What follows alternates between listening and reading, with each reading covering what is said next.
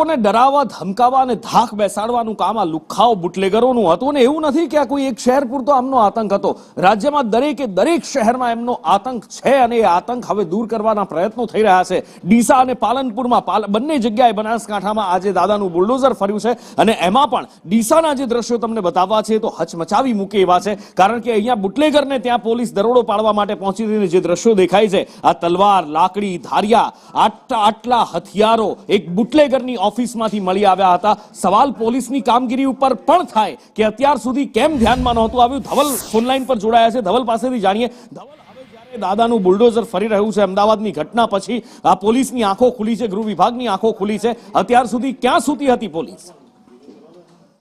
નુપુર, ચોક્કસથી વાત કરવામાં આવે તો અમદાવાદની ઘટના બાદ રાજ્યના પોલીસ વડા અને ગૃહ રાજ્યમંત્રી દ્વારા જે આદેશ કરાયા છે ને આદેશને પગલે હવે બનાસકાંઠા પોલીસ છે તે એલર્ટ મોડમાં આવી છે। બનાસકાંઠા જિલ્લાના અલગ અલગ વિસ્તારોમાં પોલીસ દ્વારા સઘન ચેકિંગ કરીને જે ગુનાહિત કાવતરા ધરાવતા જે લોકો છે તે લોકો સામે કાર્યવાહી કરવામાં આવી રહી છે। પાલનપુરમાં દાદાનું બુલડોઝર છે તે ફરી વળ્યું છે।